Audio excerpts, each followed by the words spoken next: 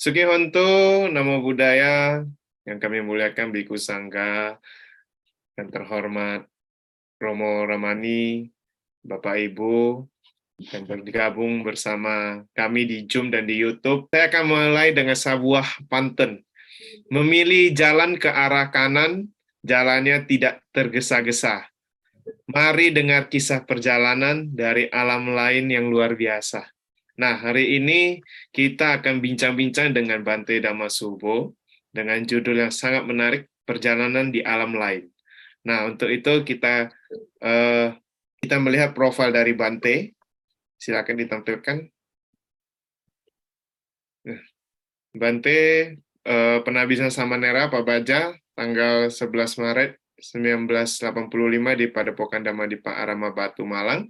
Upasampada Biku 27 Desember 1986 di Wat Borneo West, Wihara Bangkok, Thailand. Nah, saya ini berdomisili di Wihara Wisma Sangga Theravada Indonesia, Pondok Labu, Jakarta. Pengalaman organisasi 2000 hingga 2003 dan 2003 hingga 2006 Ketua Umum Sangga Nayaka, 2006 hingga 2011 Ketua Dewan Sesepuh.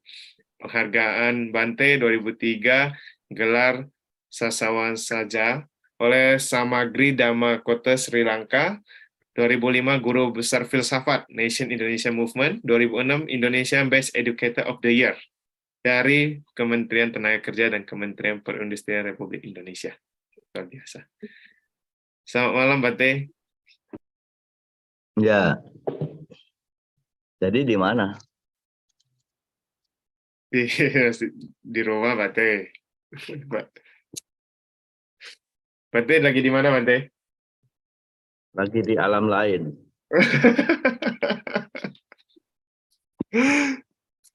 Di alam yang berbeda gitu ya, Bante. Iya. Lalu ada apa?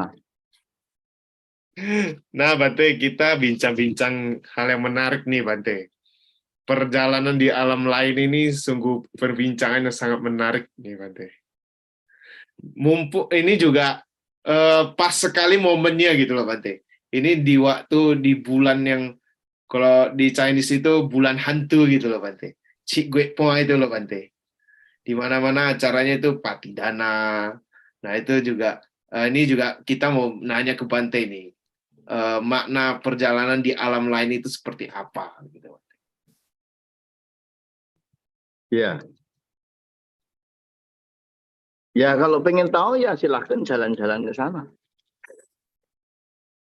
Karena kalau hanya tanya kepada orang lain itu kan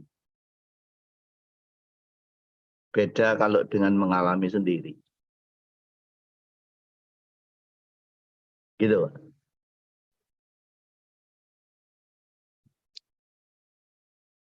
Nah, terus bagaimana? Nah, Bante, gambar poster ini juga sangat menarik gitu loh, Bante. Di mana Bante itu juga bersama Romo Lilik ya ini ya, Bante. Ya, Ini di mana nih, Bante? itu di Solo. Posternya mana enggak kelihatan? Gimana ya? Sekarang apa hubungannya dengan gambar ini? Apanya yang ditanyakan tentang gambar ini?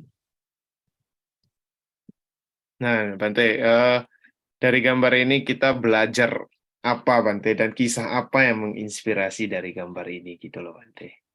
Ada kisah apa di balik gambar ini?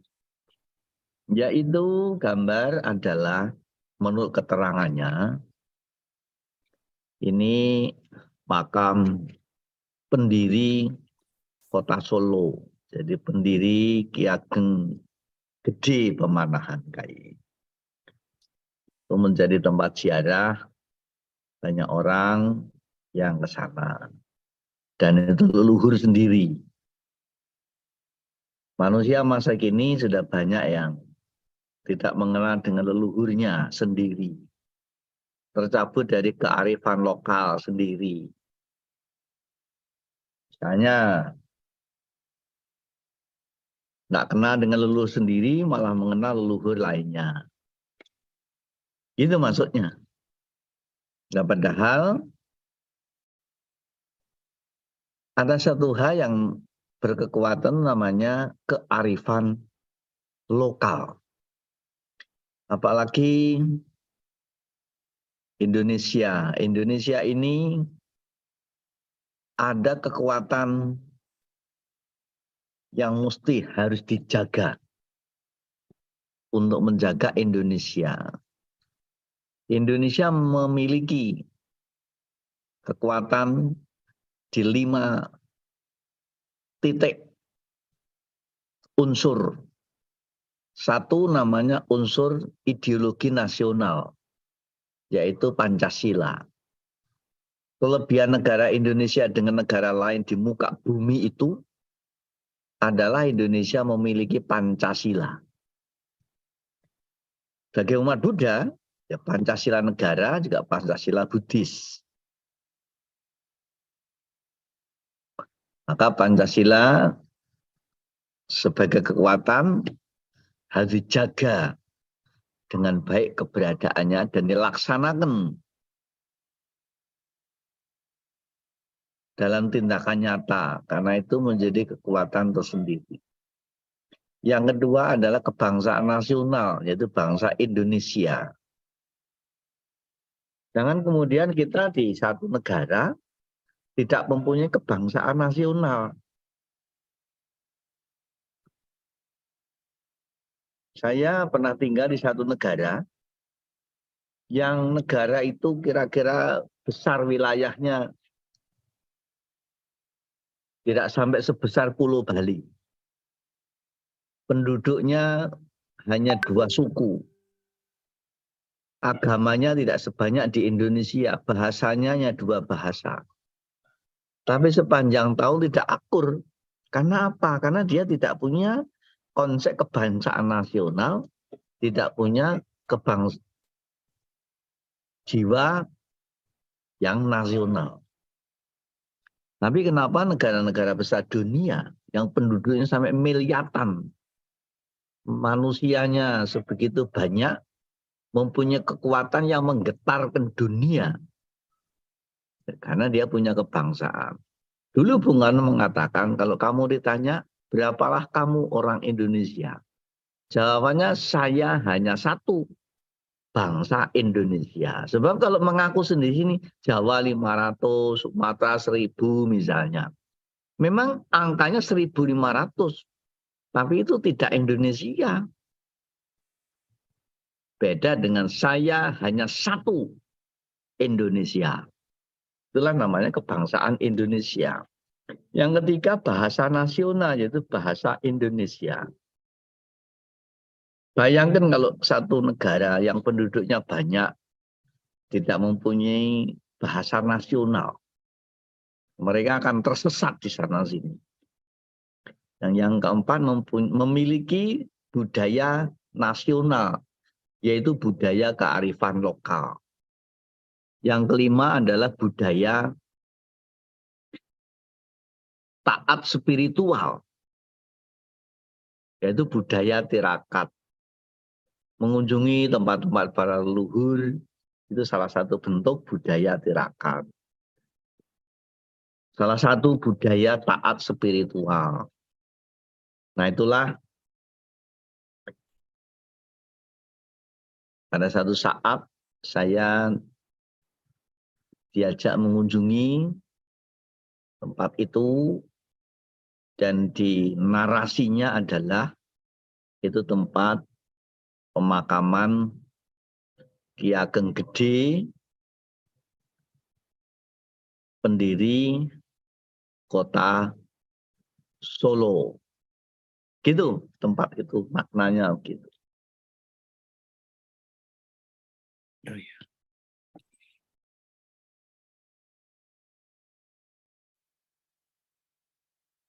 Nah, dari ini ya Bante, makamnya ya.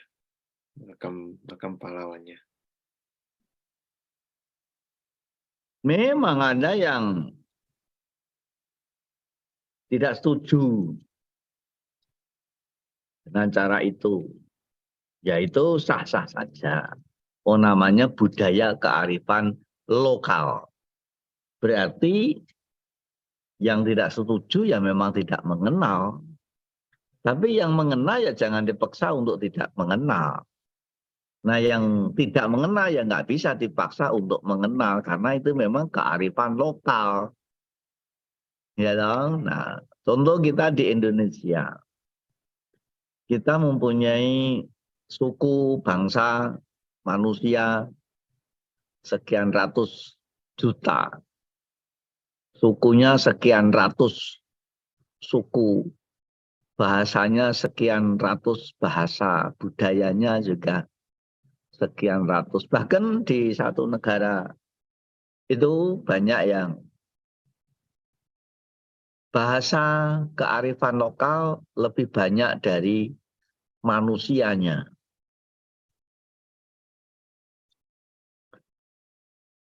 Makanan, pakaian, seni, sastra, budaya itu semua kan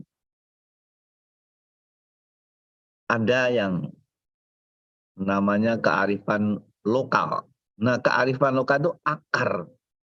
Akar itu akan menentukan sebuah pohon. Pohon selama akarnya kuat, meskipun kena kemarau panjang, kena tendangan angin, dia tidak mudah tercabut. Tapi kalau akar itu tidak kuat, ya pohon itu akan menjadi rapuh dan rawan rubuh. Jadi akar itu menentukan keberadaan sebuah pohon. Kemudian kalau bangunan ditentukan oleh sebuah pondasi. Memang pondasi itu tidak kelihatan di permukaan, tapi akan menentukan beradanya sebuah bangunan. Selama pondasinya kuat, bangunan itu akan kokoh. Bahkan oleh karena zaman, meskipun bangunan sudah tidak kelihatan karena dimakan zaman atau dengan yang lain, tapi pondasi yang tertanam di bawah bumi itu masih tetap bisa berbicara dan menjadi saksi sejarah. Maka ada istilah peletakan batu pertama. Nah, orang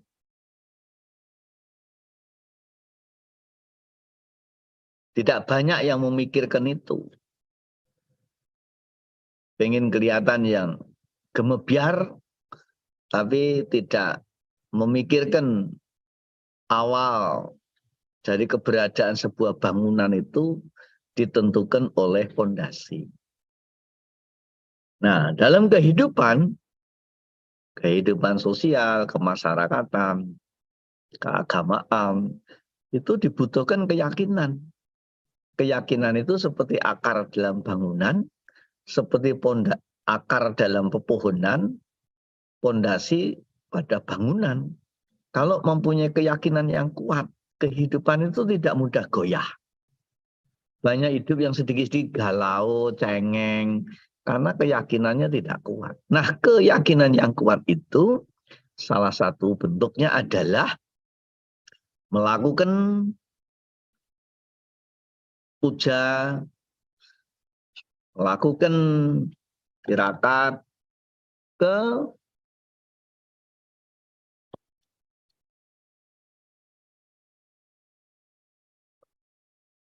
tempat-tempat para leluhur. Itu namanya kearifan lokal. Di kearifan lokal itu adalah mempunyai kekuatan menjaga sebuah peradaban.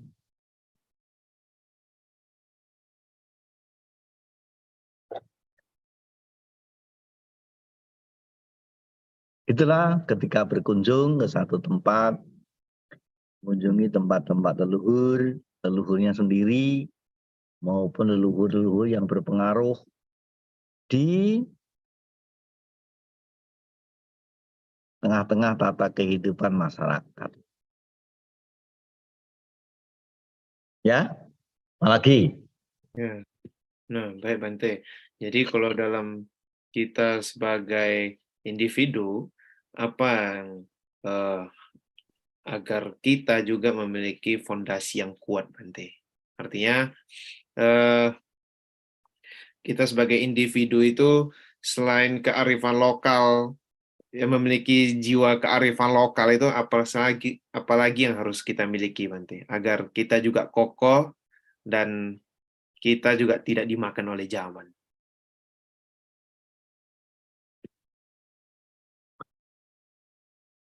Kearifan lokal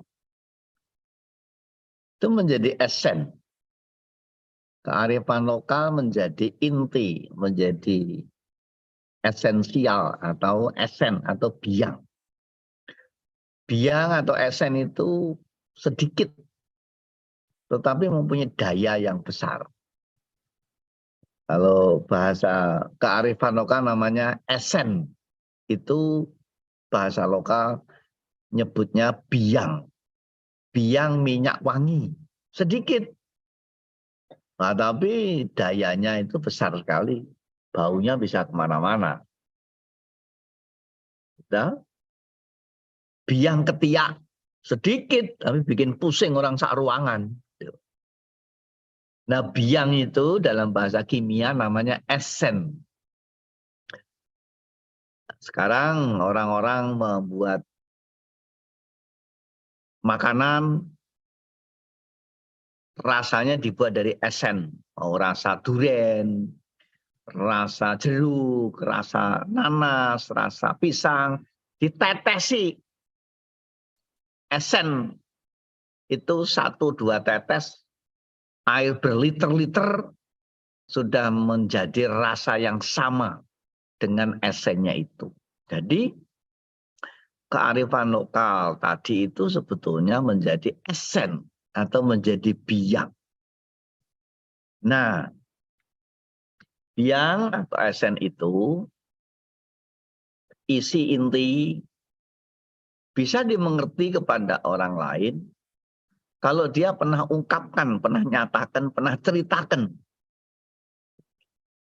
Nah, setelah diceritakan kepada orang lain, lalu diwujudkan dalam laku, dalam tindakan nyata.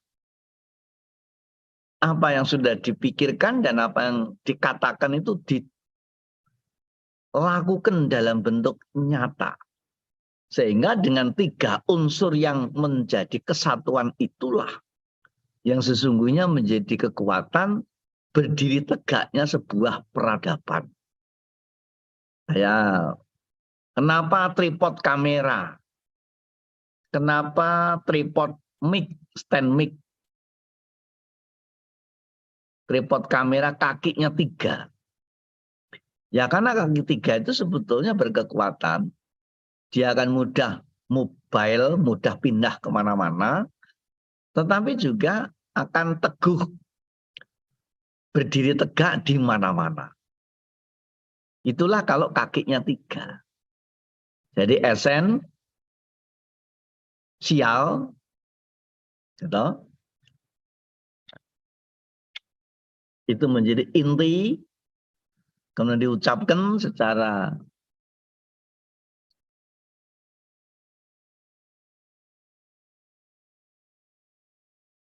nyata pada sosial, dan kemudian dilakukan secara nyata dalam bentuk tindakannya. Seperti kalau umat Buddha, Triratna. Kenapa mau 3? Buddha, Dhamma, Sangha. Buddha itu kan ilmu. Buddha itu esen. Keyakinan. Meyakini kepada Sang Buddha.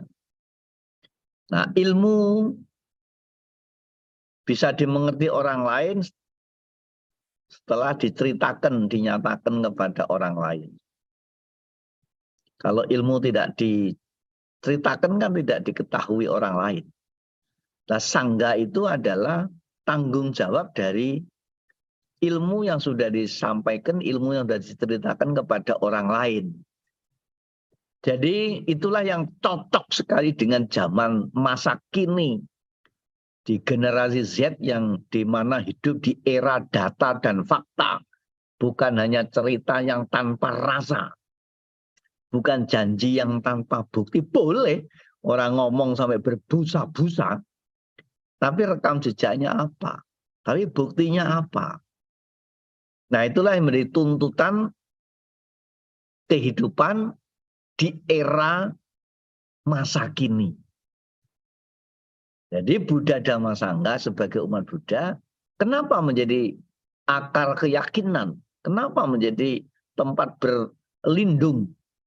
Ya karena Buddha itu esen, artinya ilmu adanya di pikiran, Dhamma itu pernyataan adanya dalam ucapan, dan Sangha itu adalah tanggung jawab dari ilmu yang sudah dinyatakan, dibuktikan dalam tindakan nyata.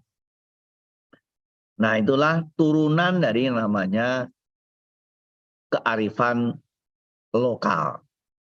Jadi kalau kita mengajak para generasi untuk kembali kepada kearifan lokal, yang dalam banyak hal, nenek moyang kita sudah ahli membuat makanan, ahli membuat pakaian, ahli membuat seni budaya, bahkan ahli dalam hal-hal ilmu-ilmu tertentu.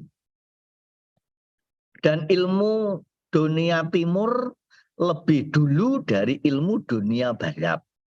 Diakui atau tidak, diterima atau ditolak, itu adalah data dan fakta. Bukti orang timur sudah bisa membuat candi Borobudur, orang barat masih tidur. Dan matahari itu terbit dari timur, baru berjalan ke barat. Jadi jangan kira barat itu tidak ada hubungannya dengan timur. Nah, orang timur kehebatannya apa? Ya toh? Dalam seni, sastra, budaya, orang timur sudah lebih dulu. Nah, sekarang kita mengenal teknologi telekomunikasi seperti sekarang ini. Yang kita Zoom ini menggunakan teknologi telekomunikasi berhubungan dengan jarak jauh. Orang kuno sudah ada. Kalau sampean baca Abinya Sang Buddha di Magapuja, 1250 arahat berkumpul di satu waktu, di satu tempat yang sama. Tidak lebih, tidak kurang detik menitnya. Dan beliau tidak ada komunikasi sebelumnya. Tidak tahu saja yang dikira tidak ada komunikasi. Tapi sebetulnya para beliau arahat itu sudah berkomunikasi sesama arahat untuk kepentingan tertentu sehingga bisa bertemu di waktu yang tepat, di waktu yang sama. Nah, kalau dulu itu dinamakan namanya telepati, tenaganya batin. Nah, oleh orang barat sekarang diterjemahkan pada teknologi namanya telepon, tenaganya baterai. Maka kalau lowbat juga tidak bisa kerja. Nah, orang timur kalau baterainya lemah juga tidak berdaya. Ada lagi dalam abinya, orang timur dulu pada mempunyai kesaktian yang namanya kanuragan. Otot kawat balung besi, susum begolo, kulit tembogo, igane ril, dibacok melorok, dibedeni sil. Nah, itu istilahnya. Lah oleh orang barat ya diterjemahkan secara teknologi. Baru kemudian ada namanya rompi anti peluru.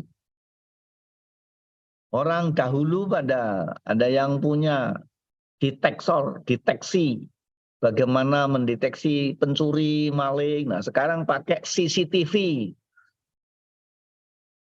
Lah, cerita-cerita seperti ini itu cerita lampau di dunia timur. Sudah mainannya para muda-mudi. Dari mana itu bisa didapat? Dari kuatnya tirakat. Orang semakin kuat tirakat akan semakin kuat batinnya. Kenapa batin sekarang pada tidak kuat? Ya karena tidak kuat tirakat. Itu intinya. Jadi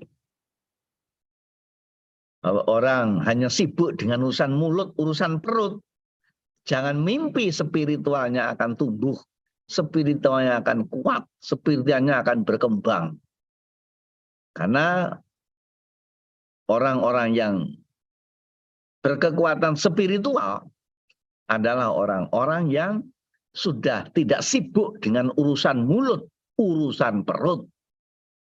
Apalagi tidak hanya urusan mulut, urusan perut. Masih lebih sibuk lagi urusan bawahnya perut, atasnya lutut. Nah itu lebih-lebih lagi itu. Nah makanya orang tirakat, orang jiara itu mudah berbicara spiritual dan bisa melakukan perjalanan di alam-alam lain. Nah kalau orang masih sibuk dengan urusan mulut, urusan perut, dijak ngomong perjalanan ke alam lain, nggak nyambung dan nggak kebayang.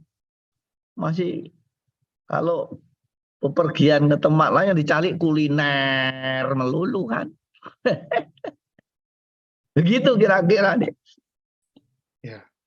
Nah, Bante, bagaimana sih kalau mau menguatkan tirakat nih untuk generasi Z? Kebanyakan generasi Z itu maunya cuma hiburan, maunya cuma kuliner, itu seperti yang kata Bante, dan nggak bisa menikmati perjalanan ketika ke daerah lain atau ke daerah baru gitu.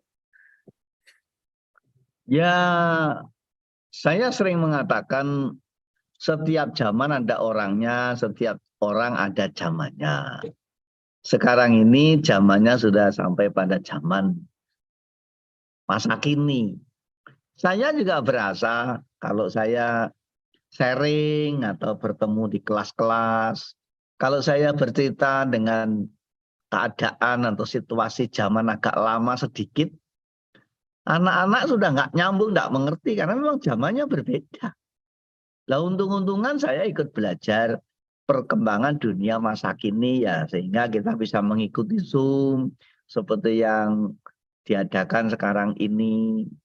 Lah kalau saya tidak ikut belajar kan saya tidak bisa mengikuti perkembangan masa kini. Karena saya punya kemauan belajar. Dan yang ngajari pertama ya Yong-Yong ini. Pada tahun 20. saya 2020 mulai ada COVID, ya toh kayak. Dan Yung ini DSO ini apa DSO yang sekarang inilah. Ini kan asal usulnya dari Bante Teja yang punya program apa dulu itu radio atau apa ya. Paramita Termasuk masuk PPD, apa bulan SPD, akhirnya semua pada lockdown, tidak bisa kemana-mana. Nah, ketemu Yong-Yong ini yang bisa menangani atau yang mengerti tentang teknologi telekomunikasi lewat Zoom ini. Waktu itu saya posisinya lagi di Bone. Saya diminta sama Yong-Yong diajari sampai jadi bisa. Dan akhirnya selama pandemi kayak, wah melayani Zoom itu sampai blenger tiap hari Zoom. Minimal 1 kali. Sering 2 kali, 3 kali, bahkan 1 hari 4 kali. Saya ngisi Zoom. Lebih lagi para yang lain. Wah itu sampai mendem. Nah karena mau belajar. Nah persoalannya anak-anak masa kini tidak semua mau belajar masa kuno. Nah padahal adanya kini itu karena kuno. Ya, itu persoalannya. Padahal kalau anak-anak masa kini juga sedikit mau mengenal masa kuno, mereka juga akan senang. Saya mendapat cerita dari seorang dosen. Seorang dosen itu dulu beliau menganut paham yang sekarang dikenal paham radikalisme. Radikal itu radiakal, artinya akalnya tidak jalan gitu. Nah, sebagai seorang ilmuwan muda yang radikal itu, dia memandang miring dengan kearifan lokal. Sampai dia mengambil kuliah lagi pasca sarjana jurusan kearifan lokal. Tujuannya apa? Akan membongkar, akan melucuti, akan menelanjangi, akan menghabisi yang namanya paham kearifan lokal itu. Tapi sebagai seorang ilmuwan ketika mau membuat disertasi, dia kan harus mencari literasi, harus baca ini, baca itu, belajar ini, belajar itu, survei ini, survei itu. Ternyata begitu semakin membaca, semakin mencari, semakin mendalami, dia semakin mengagumi. Makin kagum, makin kagum, makin kagum, bahkan betul-betul bisa mengubah pahamnya, mengubah jalan pikirannya, mengubah jalan hidupnya itu yang dari radikalisme yang anti kearifan lokal justru sekarang ini menjadi penghayat kearifan lokal. Bahkan disertasinya yang pasca sarjana itu pun juga tentang kearifan lokal. Sekarang menjadi duta, menjadi dosen jurusan kearifan lokal. Bahkan pernah keliling, diminta keliling di Amerika. Dia juga mengenalkan atau diminta mengajar tentang mistikal, tentang kearifan lokal Nusantara. Awalnya dari mana? Dari saking menolaknya paham kearifan lokal. Karena dia sendiri merasa sudah menjadi kaum radikal yang berseberangan dengan kaum kearifan lokal. Nah, akibatnya apa? Buahnya apa?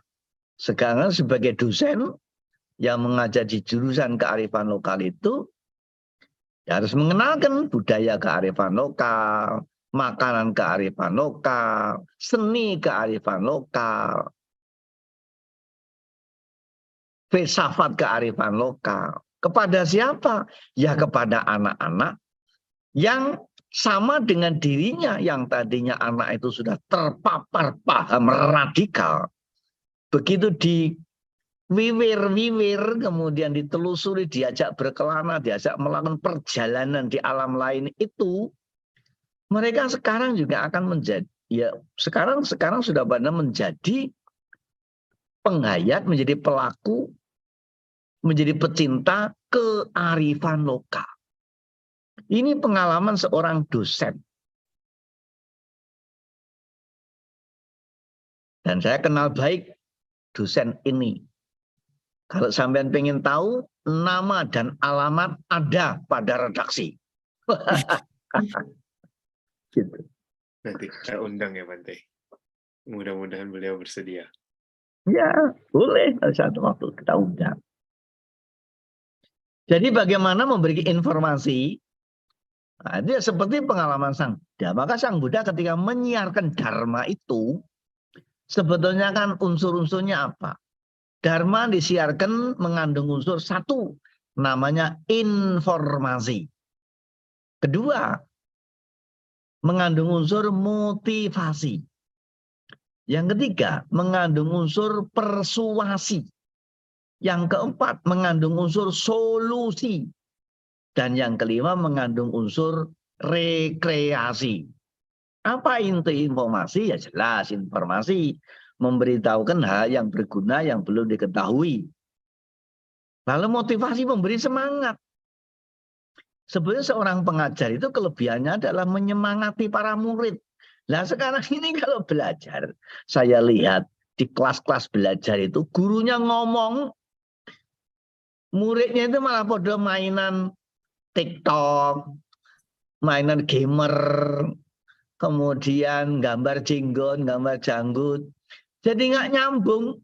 Guru ini ngomong tentang pelajaran untuk murid, muridnya tidak menangkap, tidak mendengar, tidak mencatat apa yang diajarkan oleh gurunya. Nah mungkin gurunya tidak bisa memberi motivasi kepada para muridnya.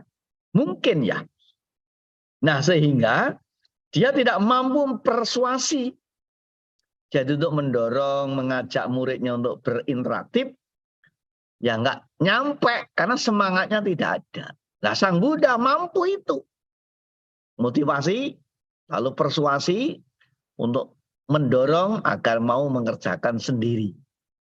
Dan yang keempat, kalau ada kesulitan, Sang Buddha tahu jalan keluarnya apa. Maka namanya solusi. Dharma ini solusi. Sang Buddha itu sebagai seorang guru, para dewa dan manusia, dia menyediakan 10 jawaban untuk satu pertanyaan. Maka Sang Buddha adalah seorang guru. Tidak memberi apa yang diminta, tetapi menjawab apa yang ditanya. Mau tanya tentang apa kepada Sang Buddha? Jawabannya ada. Dan yang kelima adalah Rekreasi. rekreasi. Rekreasi dengan piknik. Apa tujuan dari piknik? Itu untuk mendapat suasana yang damai, yang gembira, yang bersukaria. Orang kalau sudah bisa menyelesaikan masalahnya, kan menjadi bahagia, menjadi happy. Ada beberapa kejadian orang yang datang ke Pondok Labu sana. Datang membawa masalah. Datang membawa persoalan. Datang membawa kesulitan. Tapi dengan sharing dharma, berbicara dharma, akhirnya kesulitannya, masalahnya, persoalannya bisa selesai clear. Oh, sekarang orangnya happy banget. Gitu. Ya, jadi itulah makanya untuk menyampaikan informasi kepada orang lain harus disertai data dan fakta. Jangan hanya bercerita tanpa rasa. Itu penting. Gitu. Nah, karena itu guru ya harus mempunyai pengalaman. Tidak hanya bersumber pada keilmuan. Nah, kalau keilmuan beda dengan cendekiawan. Ilmuwan itu orang yang tunduk pada bahasa baku buku, yang kadang-kadang kaku dan wagu. Nah, kalau cendekiawan adalah orang yang bisa menerjemahkan bahasa buku pada bahasa tindakan, bahasa perilaku keseharian. Itulah bedanya ilmuwan dengan cendekiawan. Gitu menurut saya. Ya. Ya, baik Bante. Nah, satu hal yang menarik di sini Bante. Mengapa perjalanan di alam lain gitu loh Bante? Maksudnya dan orang-orang itu tetap akan bertanya kemana setelah kematian, kemana setelah kehidupan begitu. Artinya alam manakah yang menjadi tujuan hidup? Dan mungkin orang masih bingung sendiri juga, Bante. Apa sih tujuan hidup? Mungkin salah satunya begitu loh, Bante. Sehingga juga ke alam mana juga nggak tahu. Nah, itu bagaimana, Bante? Ya, orang hidup itu kan berpikirnya hidup masa lalu dan masa yang akan datang. Tidak banyak orang yang hidup itu di masa kini. Sang Buddha menjadi hebat itu kehebatannya adalah kemampuannya hidup di masa kini. Nah, sedangkan pada kenyataannya memang yang lalu, yang dulu sudah lewat. Esok belum terjadi. Saat ini yang sudah pasti. Banyak orang yang tidak paham ini. Sehingga hidupnya sendiri itu dibebani dengan hidup masa lalu dan misub yang akan datang. Jarang orang yang hidup masa kini. Orang yang galau, orang yang penuh ketakutan, yang khawatir, yang was-was. Itu karena dia tidak hidup pada masa kini. Nah sekarang, kalau orang bertanya, nanti sesudah mati itu kemana? Jadi jalani saja, nanti kan ke situ. Tergantung masa kini. Sekarang ini berpikir apa, nanti ya akan ke situ. Gitu. Jadi kadang-kadang orang berpikirnya terlalu jauh. Pengen naik ke surga. Tapi kan sekarang ini tidak pernah berpikir tentang surga. nggak mau ke neraka. Tapi sekarang ini perilakunya sudah seperti di neraka. Ya otomatis nanti akan ke surga atau ke neraka. Jadi kalau saja berbicara tentang alam, Sang Buddha mengenalkan kan ada 31 alam kehidupan. Dari 31 alam kehidupan itu, alam manusia peringkat nomor 5. Di bawah alam manusia dinyatakan alam apaya bumi, atau alam rendah, atau alam neraka. Di atas alam manusia adalah alam dewa, atau alam surga. Nah, yang menjadi penting diperhatikan mau ke surga atau ke neraka, ya ketika di alam manusia ini. Karena semua sepakat, surga adalah buah dari kebajikan, neraka akibat dari kejahatan. Sedangkan agama-agama mengajarkannya tentang surga dan neraka menjadi produk unggulan yang ditawarkan dengan harga yang mahal-mahal itu. Ya umumnya surga itu satu, neraka satu. Tapi Sang Buddha kan enggak. Sang Buddha menawarkannya surga tidak hanya satu, surga itu lebih dari satu, neraka juga satu. Alasannya apa? Karena semua sepakat, surga buah dari kebajikan, neraka akibat dari kejahatan. Sedangkan orang berbuat kebajikan kejahatan tidak sama besarannya. Sehingga kalau ada orang berbuat baik sedikit dengan berbuat baik banyak, surganya sama. Nah, saya jadi biku rugi.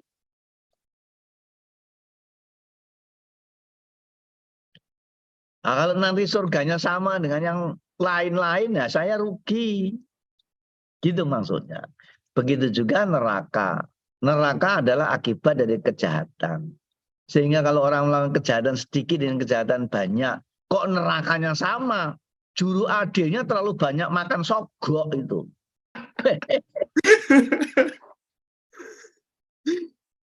Itu. Nah, Sang Buddha tidak lata menceritakan tentang surga dan neraka. Ya karena itu biasa. Itu kan urusan nanti.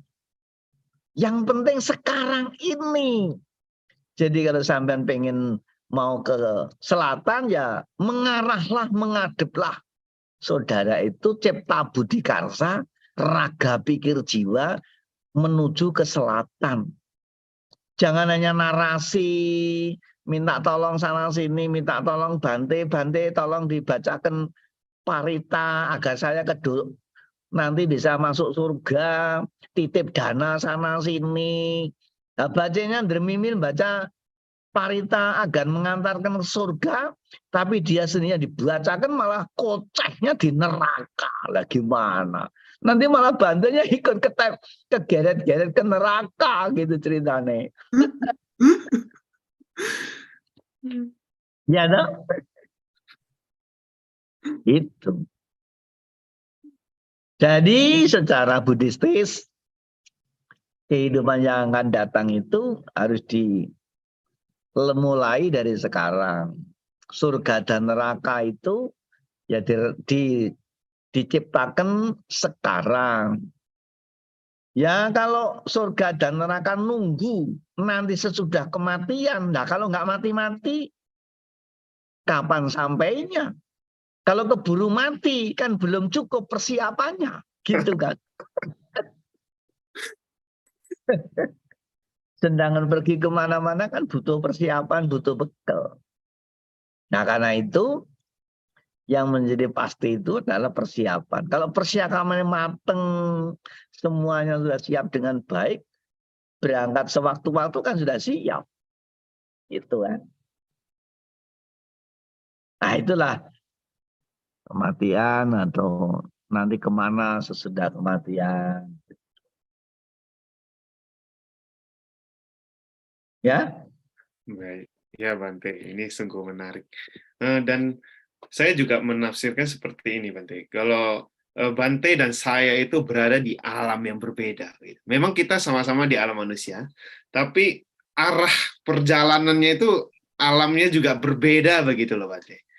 Nah, artinya sebagai perumah tangga dan seperti Bante, seorang Pak Bajita itu juga alamnya juga berbeda banget gitu loh Bante.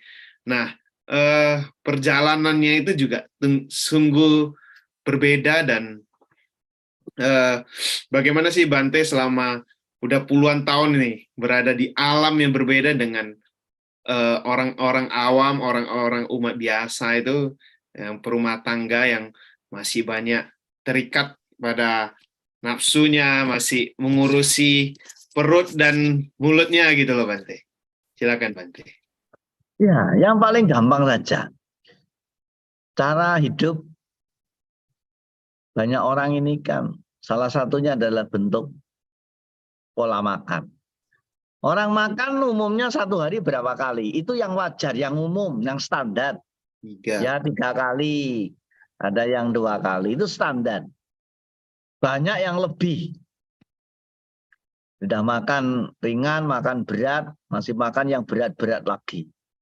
Gitu? Nah, saya kan mempunyai cara berbeda.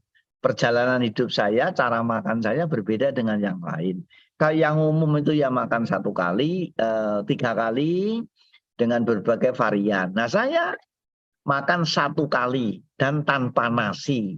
Nah, ini kan perjalanan di alam saya dan itulah yang saya alami. Jadi kalau kemudian saya mendapatkan kompensasi yang berbeda, ya itu wajar, wong itu memang jalan saya. Itu. Jadi kalau orang pengen sehat ya harus menciptakan kesehatan. Orang yang ingin kuat, makannya harus sedikit. Loh kalau makan sedikit apa kuat Bante ya? Tunggu dulu. Karena ada juga Bante yang makannya banyak sekali. Kalau makan hampir nggak berhenti-berhenti ya. Ternyata juga nggak begitu kuat-kuat amat. Malah yang kuat itu masuk rumah sakitnya yang kuat. Gitu kan.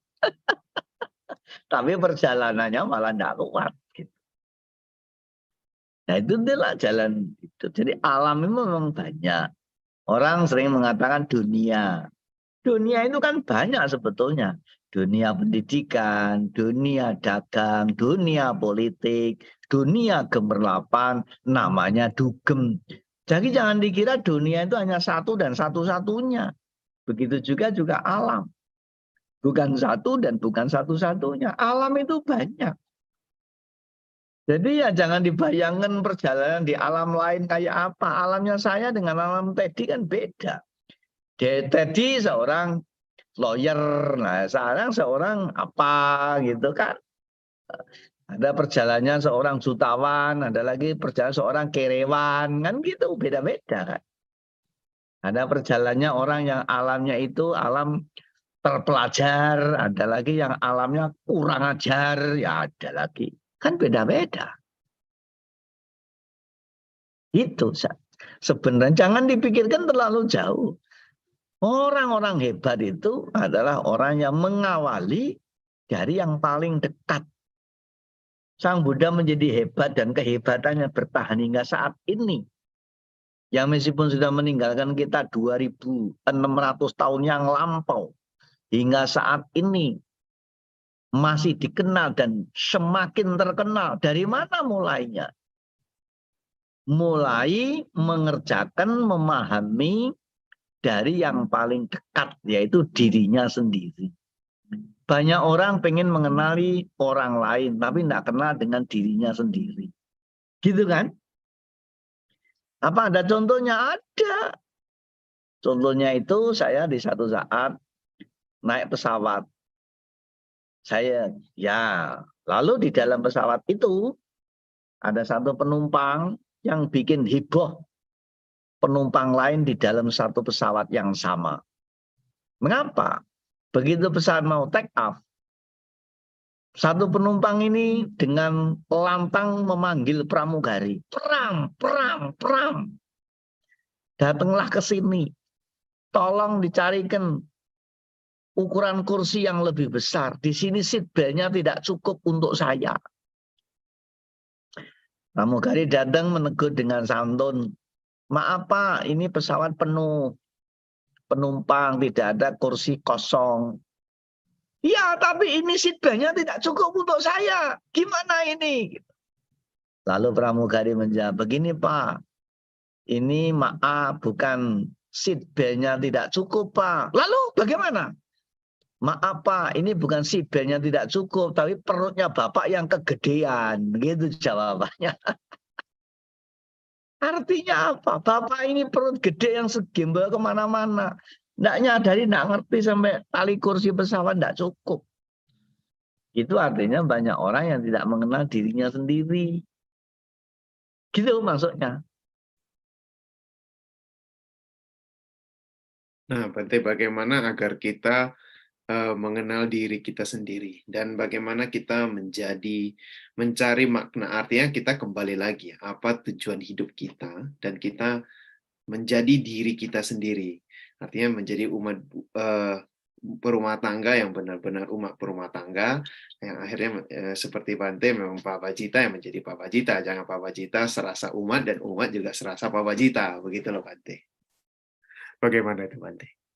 Nah itulah makanya kalau secara Buddhis, dunia itu diberi garis batas yang jelas.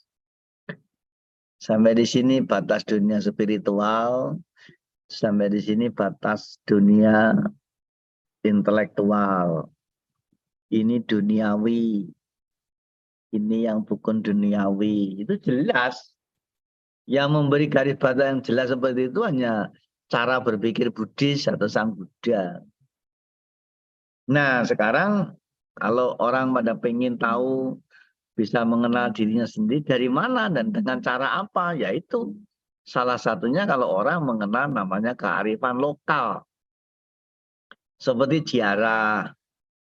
Ziarah ini kan tidak mesti ke makam-makam. Kalau di tempat saya dulu ada ziarah wali, itu sengaja dibuat rombongan kemana-mana. Gitu. Ziarah kubur. Lah kita ke wihara atau ke tempat-tempat ibadah, itu tujuannya kan salah satu mengajarkan untuk mengenal dirinya sendiri. Kapan itu ya? Ketika dalam kesendirian. Kita berdiri tegak di depan tempat pemujaan. Itu kalau istilah Romo Mangun adalah dialog dengan jati diri. Dialog dengan diri kita sendiri. Itu maksudnya, itu tujuannya. Makanya kenapa orang yang hari-hari ke tempat ibadah, hari-hari bersembahyang, hari-hari berpuja bakti, dia kok tetap tidak mengenal dirinya sendiri. Karena dia tidak melakukan dialog dengan jati diri, dialog dengan diri sendiri. Dia merasa berbicara dengan orang lain. Nah, dialog dengan sendiri itu kalau orang filsafat namakan mawas diri atau introspeksi. Kalau bahasa kearifan itu kan namanya noleh gitoke dewe. Jadi bertanyalah kepada diri sendiri, saya sedang mengapa dan bagaimana. Nah, kalau orang sembahyang yang dilihat orang lain, yang dijak omong orang lain, ya selamanya tidak akan mengenal dirinya sendiri. Gitu maksudnya. Itulah orang-orang yang mau berbicara dengan dirinya sendiri, ya baru bisa mengenal dirinya sendiri. Kalau orang tidak pernah berdialog dengan dirinya sendiri, ya dia tidak akan mengenal orang, tidak mengenal dirinya sendiri. Makanya kalau bahasa kearifan lokal, dulu ada istilahnya tepo seliro. Tepo seliro itu bahasa kearifan lokal. Artinya mengukur dengan dirinya sendiri. Bahasanya mengenai bagaimana. Bukan ya atau tidak, tetapi bagaimana. Kalau kita diri sendiri dicubit itu sakit, bagaimana orang lain dicubit juga sakit. Kata bagaimana inilah yang hampir hilang dari peredaran. Maka baik untuk dihidupkan kembali dengan kata bagaimana. Dengan kata bagaimana, orang akan berkemampuan mengenal dirinya sendiri. Tanpa kata bagaimana, ya semua jadi mesin. Karena mesin itu ya atau tidak, off atau on. Nah, bagaimana itu artinya respon. Bagaimana? Bagaimana? Makanya tepo seliro. Kalau sendiri sakit, bagaimana orang lain? Ya sakit. Gitu misalnya. Nah, itu dihidupkan lagi kata-kata kearifan lokal seperti ini. Pasti bisa.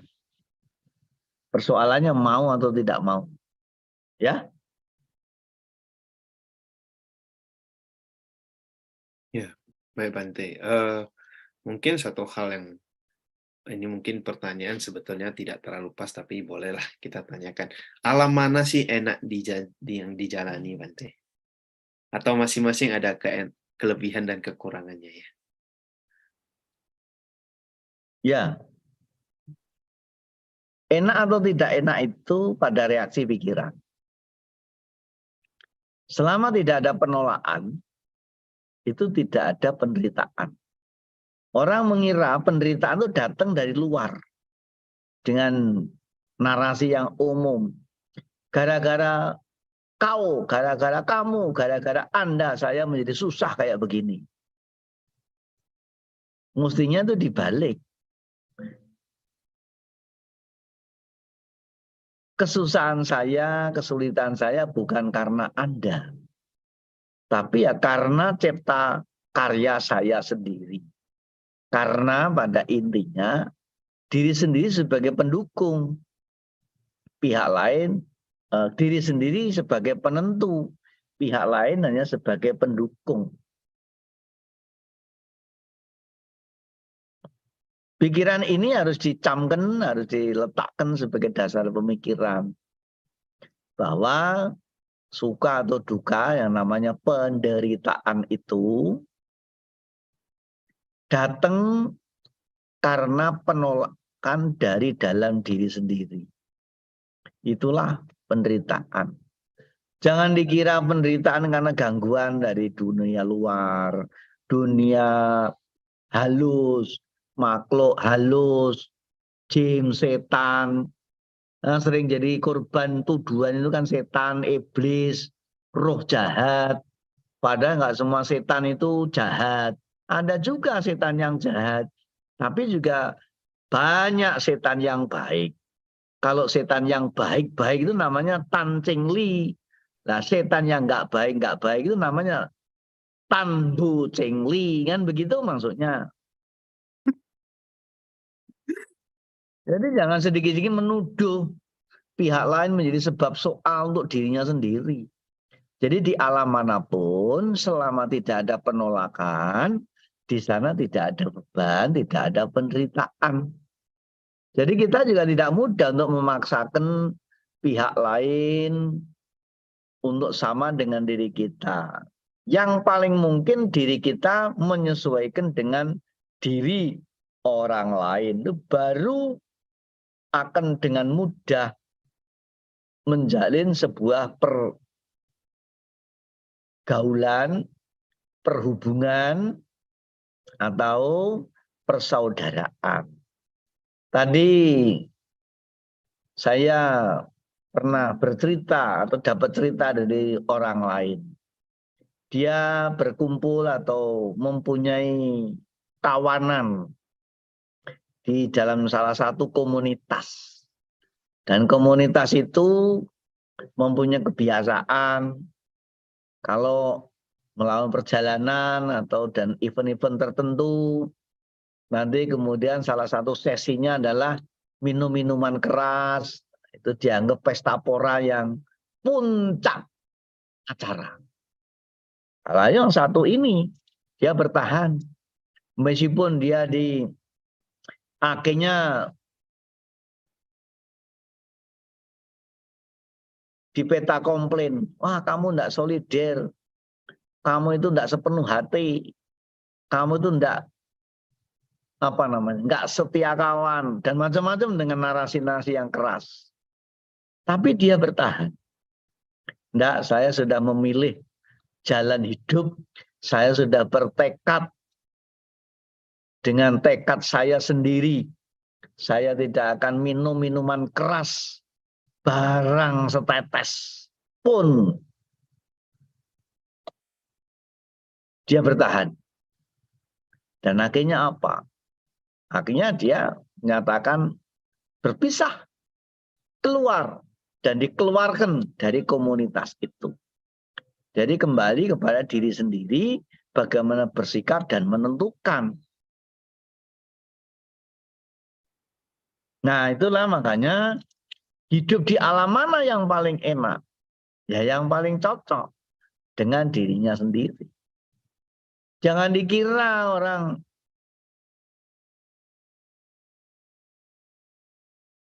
itu seperti apa yang kita pandang, apa yang kita lihat. Wong hidup itu kan saling melihat, saling memandang. Ada istilah, tukang cukur melihat tukang bakso. Tukang bakso ngelihat temennya yang tukang cukur, apa ngomongnya? Wah, kamu itu penak. Jadi tukang cukur hari-hari memegang-megang kepala orang lain, malah dibayar. Coba kalau saya, jangankan megang-megang kepala orang lain, nyentuh kepala orang lain saja sudah jadi perkara panjang ceritanya itu. Itulah komentarnya temen yang tukang bakso kepada tukang cukur. Lah tukang cukur komentarnya kepada tukang bakso juga lain lagi. Nah, enak saja kamu tukang bakso. Hari-hari makan bakso sampai kenyang, enggak usah beli. Tapi coba kalau saya makan bakso di tempatmu, satu mangkok kamu hitungnya berapa ribu. Nah, kesimpulannya apa? Orang itu dalam kehidupan ini hanya saling melihat dari luar. Tukang bakso melihat tukang cukur lebih enak. Pegang-pegang kepala orang, tidak dimarah, malah dikasih hadiah, malah dibayar. Sebaliknya, tukang cukur melihat tukang bakso. Nah, padahal tukang bakso sendiri itu malah jarang makan bakso jualannya sendiri. Ada orang begitu. Bahkan saya ketemu dokter. Dokter itu memberi obat kepada pasien, obat batuk. Tapi dia sendiri batuk tidak berani minum obat itu. Nah, coba bagaimana? Karena dokter itu obat itu terlalu keras dan berisiko. Karena dia tahu malah tidak berani minum obat dokter yang dokter itu berikan kepada pasiennya. Nah, kan coba bagaimana? Gitulah ceritanya. Jadi suka dan duka itu tergantung pada reaksi pikiran. Selama tidak ada penolakan, di sana tidak ada penderitaan. Kalau ingin bahagia,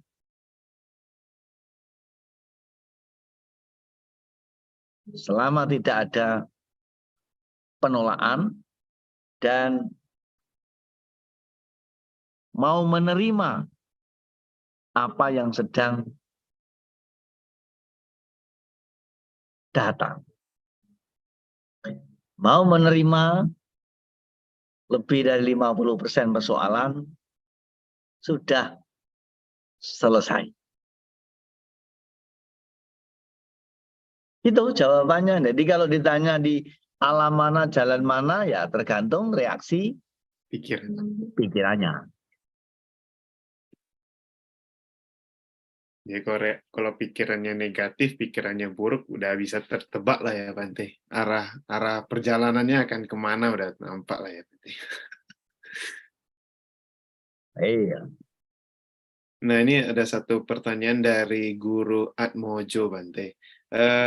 Namo Buddhaya Bante, sebagai Buddhis kita bertisarana, lalu apa yang kita sampaikan saat ke makam leluhur atau pahlawan?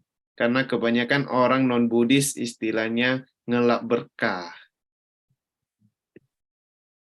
Ya, sebahagianya orang meminta, itu masih lebih bahagia orang yang bisa memberi. Nah makanya kalau secara Buddhis kan udah jelas. Apa-apa kita berbagi lebih dulu. Nah, kita pengen bahagia, kita pengen sukses, ya kita harus menciptakan kebahagiaan, kesuksesan dulu. Makanya etawata caamehi sambatang punya sambatang sampai dewa nemu dantu sabah sampati dia. Akasata cak bumata dewa naga mahidika punyang tangan numuditwa cirang rakantu mendiang siapa. Kalimatnya jelas sekali. Bukan minta-minta, ya leluhur dimintai ini, diminta itu. Nah itulah yang kadang-kadang salah kaprah. Saya juga pernah ditanyai loh sama kongco-kongco itu. Bagaimana menurut Bante? Umat-umat tamu-tamu saya yang datang ini, permintaannya dengan pemberiannya itu nggak sebanding.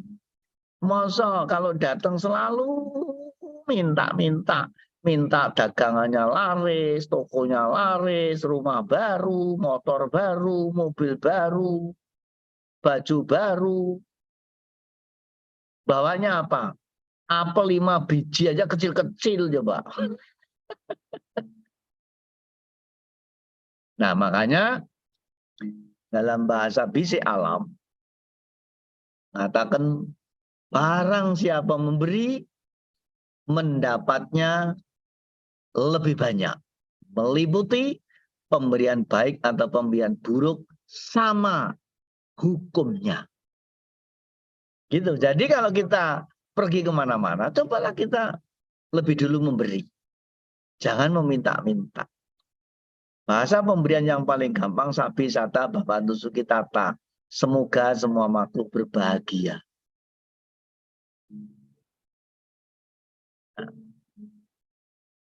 Gitu makanya kalau saya berkunjung ke satu kota, apalagi kunjungan yang pertama, saya biasanya mencari tempat pemujaan kuno yang ada di kota itu.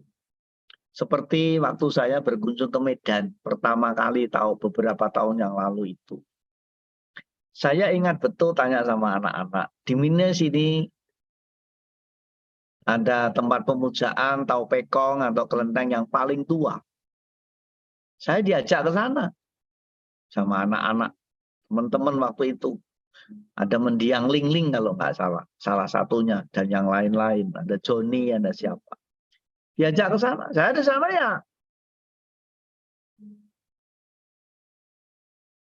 Pak Poe. Itu yang pakai kletek itu. Iya, Pak Poi Bante. Nah, Pak Poe itu. Iya, Pak Poi. Malah mungkin ada yang rasanya kok Bante ke kelenteng kok Pak Poe. Loh, gue nggak ngerti maknanya. Saya setiap kali berkunjung ke satu kota baru, yang saya cari apa? Tempat pemujaan yang tertua dan museum. Dari sana itu akan memberikan banyak informasi tentang peradaban. Ya meskipun museum itu apapun isinya, tapi itu sumber informasi peradaban. Lalu tempat sembahyangan. Dan kalau saya ke Kongco, saya mau ditanya, Kongco saya permisi datang, saya bertamu. Saya ingin bertanya, tempat ini ada Kongconya atau tidak? Kalau memang ada, ya Shopee. Kalau nggak ada, ya tidak Shopee. Biasanya begitu. Kalau ada di rumah, kalau ada sedang di rumah atau sedang jalan-jalan. Kalau sedang ada di rumah, menerima tamu atau tidak menerima tamu. Kalau menerima tamu, ada tamu yang berjawab, yang bertanya, berkenan menjawab atau tidak. Dan biasanya selalu sesuai dengan bahasa Pokpoe. Bahasa Pokpoe kan cuma 3 pilihan. Satu buka, satu nutup, buka semua atau nutup semua, kan cuma itu. Ya. Dan biasanya yang diyakini adalah yang satu buka, satu nutup. Ya. Dan kalau saya Pokpoe begitu langsung Siopoe kelatak, ya satu buka, satu nutup. Gitu. Dan ternyata dari banyak kunjungan itu Kongco-kongco, makco-makco itu yang paling dia tunggu sungguh, paling dia seneng itu kalau Bante Dhamma Subuh yang datang. Saya tanya loh, kenapa toh makco kongco? Iya Bante, hanya Bante kalau datang ke sini itu mesti tidak merepotkan kami ini. Sebab kalau yang lain datang itu sangat merepotkan kami loh.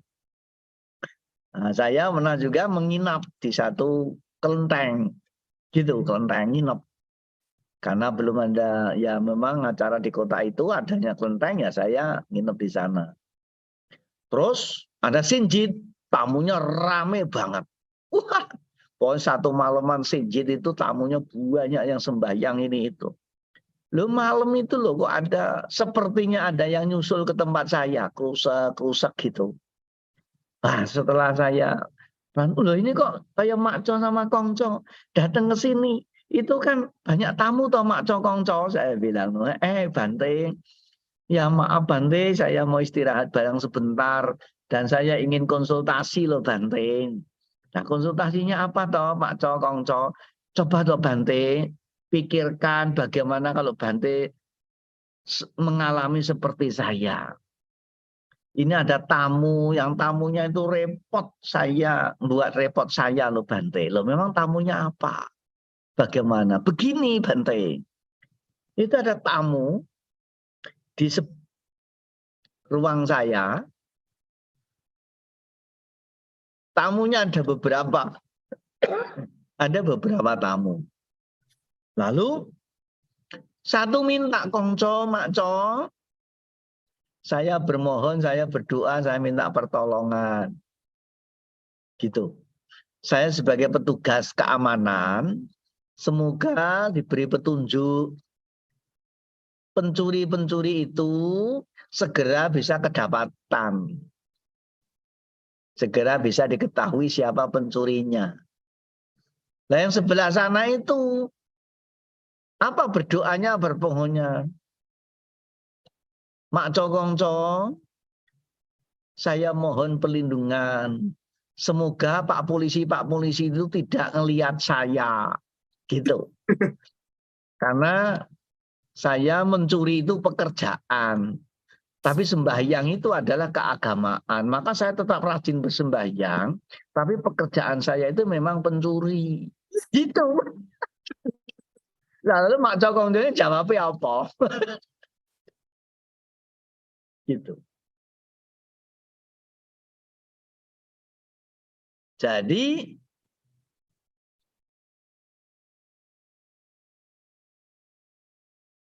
Mak Cokong itu kadang-kadang juga dibuat repot. Dan yang paling dia happy itu kalau Bante Dhamma Subuh datang. Hanya Bante Dhamma Subuh kalau datang itu enggak pernah buat repot, enggak nanya apa-apa, belum apa-apa, doanya Bante pasti sabi sata bhavantu sukitata. Semoga semua makhluk berbahagia. Tanya Bante. Makanya kalau kita ziarah kubur, yang ngomongnya begitu. Ya kita harus berbagi kabar baik, berbagi berita baik. Para leluhur saya ada papa, mama, engkong, oma, atau leluhur-leluhur yang lain, sembeng-sembeng yang lain. Terima kasih atas doa-doanya. Saya tahun ini terkabul, tahun ini sukses, dagang saya laris, tanaman saya tumbuh subur dan berbuah lebat. Begitu bahasa yang benar itu. Bukan kok malah semua diminta tapi tidak bawa apa-apa. Gimana itu? Ya, gitu.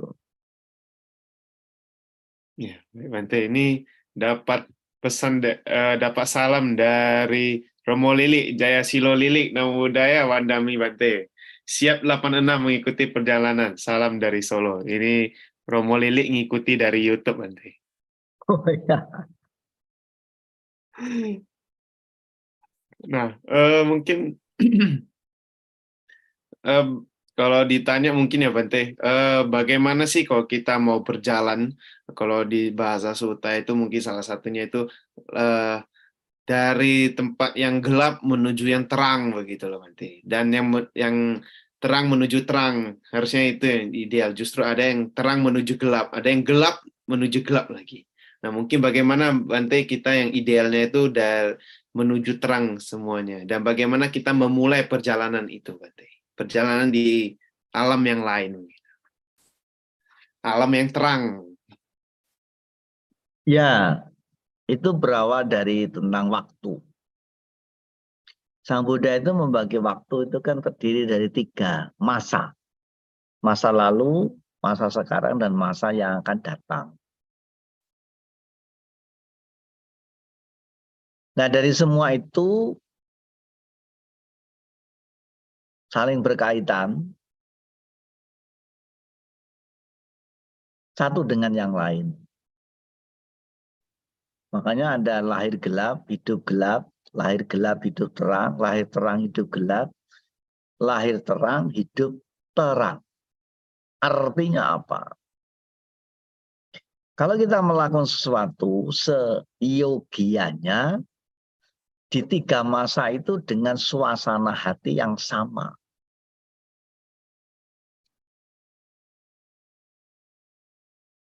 Ada istilah, kalau tidak salah, puba cetana, munca cetana, apara-para cetana. Jadi puba cetana itu niat awal. Munca cetana itu saat melakukan. Dan puba cetana itu adalah sesudah melakukan. Karena ada orang senang sebelum melakukan. Senang sampai pada saat melakukan. Tapi menyesal setelah melakukan.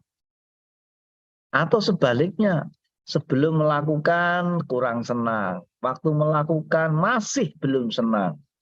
Tapi nanti sesudah melakukan justru menjadi senang. Ini semua yang akan mempengaruhi perubahan situasi, perubahan keadaan batiniah yang dengan istilah gelap terang itu. Maksudnya begini. Jadi contohnya ada orang mau berdana kepada tamu. Taruhlah sebelum tamunya datang dia berbunga-bunga menyiapkan segala sajian dengan istimewa untuk menjamu tamu. Lalu sampai tamunya datang ketika melakukan perjamuan dia berbunga-bunga kebahagiaannya. Dan selesai perjamuan dia masih berbunga-bunga kebahagiaannya. Ini adalah kebahagiaan yang lahir terang, hidupnya juga terang. Awalnya terang, waktunya terang, sesudahnya masih terang. Nah, lalu sebaliknya ada yang awal terang, lahir terang, hidup gelap. Contohnya apa Bante? Bagaimana? Begini. Kalau dia menjamu tamu, sebelum tamunya datang berbunga-bunga. Menyiapkan segala makanan yang lezat, yang very delicious, yang hauce, sampai dengan tamunya datang. Dan begitu tamunya datang, saat perjamuan masih berbunga-bunga hati. Tapi begitu selesai perjamuan, dia menengok, dia melihat, dia meneliti, dan akhirnya timbul kekecewaan. Aduh, keterlaluan tamu-tamu ini. Masa makanannya dihabisi semua? Sida dikit kok yang masuk kresek. Terlalu tamu ini. Nah, rasa bahagia yang 2 fase tadi hilang oleh fase yang ketiga. Jadi lahirnya terang, hidupnya gelap. Nah sebaliknya, ada yang lahir gelap, hidupnya terang. Memang dia berniat menjamu tamu. Sebelum tamu datang masih kurang senang. Misalnya ada Teddy atau Pak Lili pesan sama Ibu Teddy atau Ibu Lili. Ini mau Bante mau datang loh Mak. Nanti tolong dicepake apa-apa ya wong Bante zaman subuh kan gampang. Dahare yang mung pisan dek orang ngangge sego ya digoleki kono apa tiwul.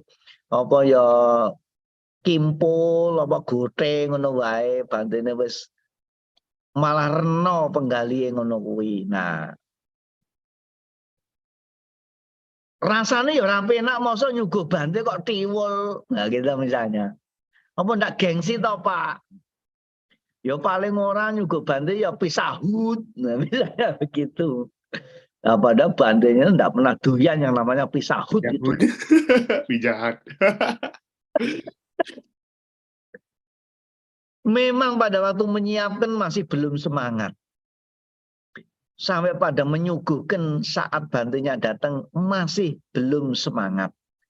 Tapi sesudah selesai bantenya dahar siang, makan siang, loh ternyata bantenya berkenan banget dan suka banget. Malah bantenya memuji-muji. Ini apa tak bu suguhane iki? Oh daun kates kok bante. Ini kan kados pesenane bapake lare-lare. Adase bantene niku remen rena kalian daun pepaya, godhong kates. Nggih lho Bu, niku kok ya pas seger banget. Gaya leng godhog ora kliwat empuk tapi ya ora kliwat atos. Jadi pas banget Bu. Wah, berbunga-bunga. Maka sampai 1 bulan tiap hari suguhannya daun pepaya melulu. Lah ini sebelumnya kurang seneng. Sampai pada waktunya masih belum senang. Tapi sesudahnya begitu menjadi senang. Dan 2 waktu sebelum sesudahnya itu semua tertutup dengan rasa senang yang ketiga. Itulah yang dimaksud lahir gelap tapi hidupnya terang. Gitu maksudnya. Nah jangan lahir gelap, hidup juga gelap. Sebelumnya sudah nggak senang, sampai waktunya masih tidak senang, sesudahnya lebih lagi tidak senang. Itu sudah lahir gelap, hidupnya juga gelap. Gelapnya pun gulita. Jadi gelap gulita, kira-kira begitu. Ya, Ya, nah kira-kira begitu. Nanti disampaikan saja kepada yang menanya itu. Ya, baik Bante. Ini ada satu pertanyaan menarik ini dari Pak Guru. Ada kelanjutannya bahwa bagaimana apa yang bisa kita berikan kepada leluhur, Bante, kalau levelnya di atas kita, misalnya udah jadi dewa. Kalau menjadi peta, kita biasanya patidana. Nah, terus mungkin untuk menyambung itu juga, bagaimana sih Bante ritual-ritual yang sering kita lakukan itu ada sebagian orang yang setuju, ada sebagian orang yang tidak setuju. Nah, itu bagaimana menurut Bante? Ya, jangankan orang lain, di lingkungan Buddhis sendiri kan juga bervarian begitu. Ada umat Buddha yang senang dengan puja-puja. Ada umat Buddha yang tidak senang dengan puja-puja. Apalagi kalau orang-orang yang memang berbasis intelektual, tunduk pada bahasa baku buku yang teoristis gitu. Dia paling nggak seneng yang namanya puja-puja, bakar dupa, barang-barang begitu tuh nggak demen. Tapi jiwanya memang digersang, mudah galau, sombong, egois, pengen menang sendiri, melihat orang lain semua salah, begitu biasanya. Ya tak? Nah, tapi persoalannya, semua itu ada asas manfaatnya. Kita hidup itu kan terdiri dari 3 lapisan. Raga, pikir, jiwa. Jiwa itu oleh bahasa umum sering diganti dengan kata hati. Tapi jiwa sendiri kan bahasa literasi bahasa Buddhis juga ada namanya jiwa. Jiwaya sangwaro ada. Jadi raga makanannya nasi. Pikir makanannya buku. Karena pikir itu wilayah kecerdasan, wilayah intelek, dia butuh ilmu, sumbernya dari buku. Jadi pikir nggak butuh nasi, butuhnya buku. Tapi raga nggak butuh buku, butuhnya nasi. Gitu. Lah kemudian jiwa atau hati itu makanannya rasa. Selama rasanya enak, rasanya nyaman, rasanya menyenangkan, jiwanya itu puas, kenyang. Nah, ini baik untuk diperhatikan. Sediakanlah suguhan menu yang untuk raga, pikir, jiwa. Tidak bisa dipaksakan orang harus pinter semua dengan bahasa buku. Tidak. Ada orang yang tidak suka dengan membaca. Senangnya mendengar. Lah kita ngomong saat begini ini bacanya kan dengan berpuluh tahun. Ya tak? Ada orang yang tidak demen ngomong, demennya baca. Baca pikiran orang lain, tidak pernah baca pikiran sendiri. Gitu kan? Pikirannya orang lain dibaca dari jauh. Nah, ngapa itu dia jangan-jangan itu apa? Tapi tidak pernah memikir, kenapa saya harus mencurigai dia? Kenapa saya membenci dia? Kenapa saya tidak setuju sama dia? Tidak pernah dibaca atau pikiran sendiri? Itulah kalau orang hanya kebiasaannya membaca. Tidak pernah merasa. Karena itu rasa juga harus diberi suguhan. Rasa diberi menu. Menu. Rasa itu adalah rasa yang enak. Yang nyaman. Yang aman. Yang bahagia. Yang humiyang.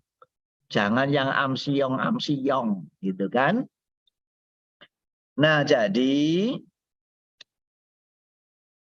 bagaimana untuk mendapatkan itu semua? Ya kita harus tanggap sebagai wihara atau pengurus wihara.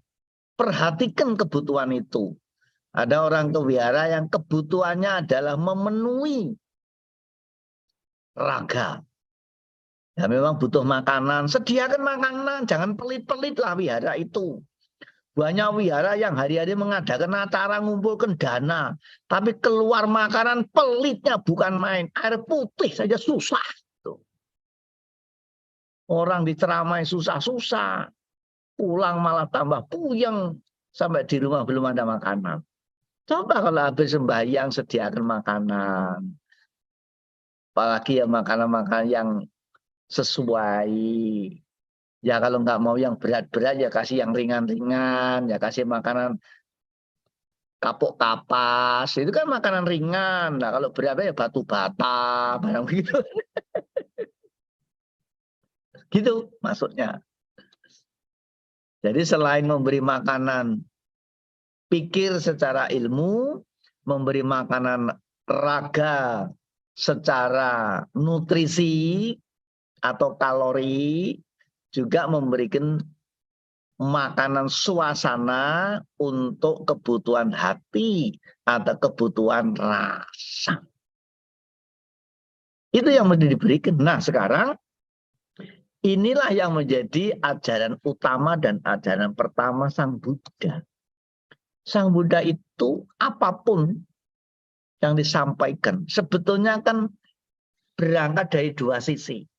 Satu, untuk bahagia. Satu, untuk tidak menderita. Hanya itu. Jadi satu cita-cita Buddhis itu bahagia.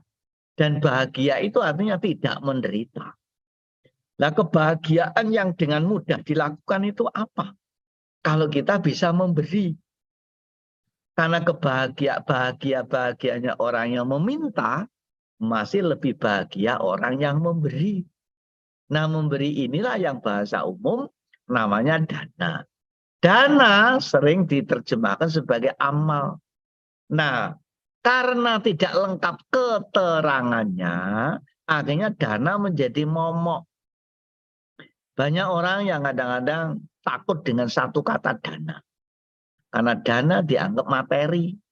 Sehingga kalau dirinya merasa tidak cukup materi, tidak mampu berdana.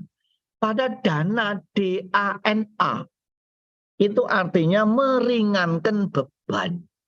Lah kalau bebannya sudah ringan, kan bahagia. Artinya begitu, Mas. Tapi selama ini kan dana itu mesti materi.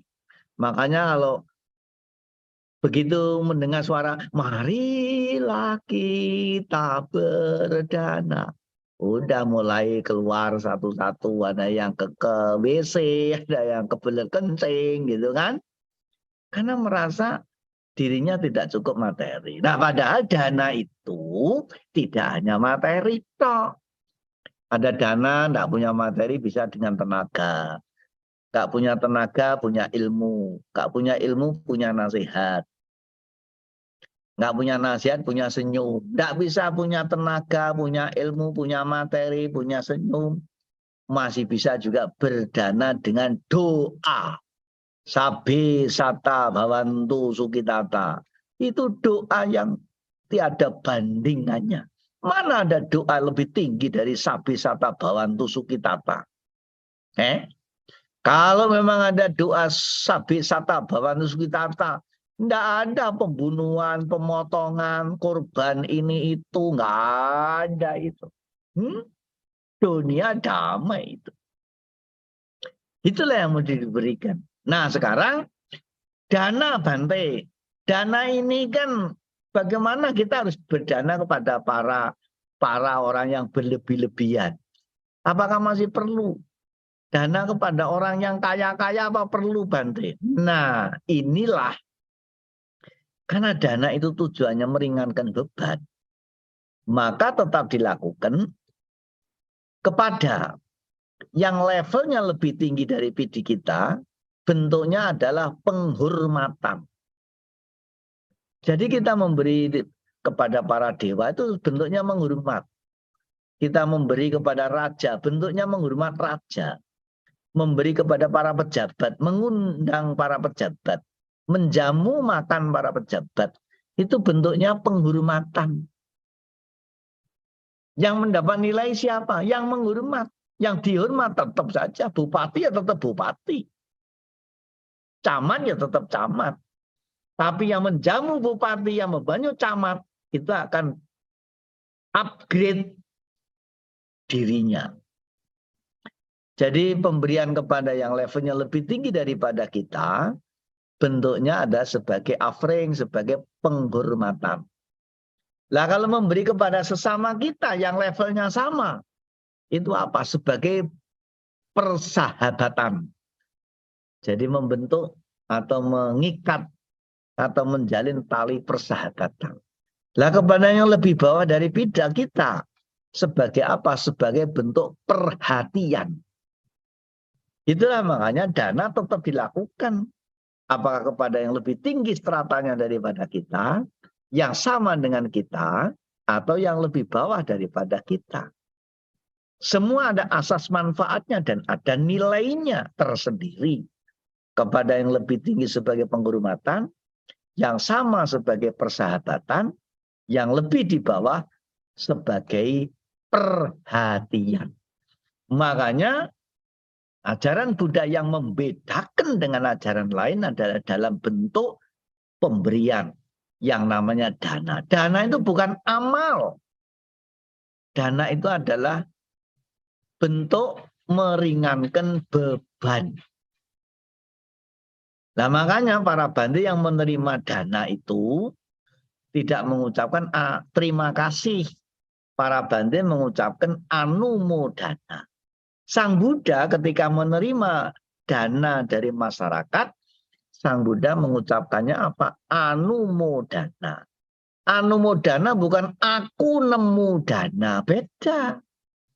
Anumodana kata.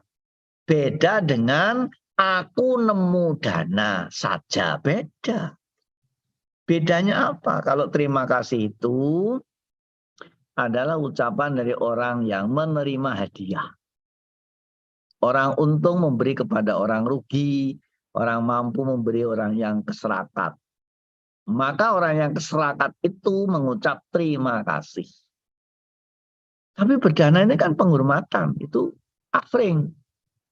Maka yang menerima tidak mengucapkan terima kasih.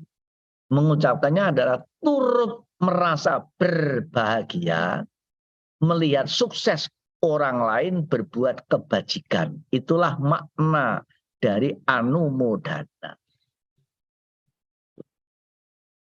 Makanya Bante lalu mengucapkan anumodana, bukan terima kasih.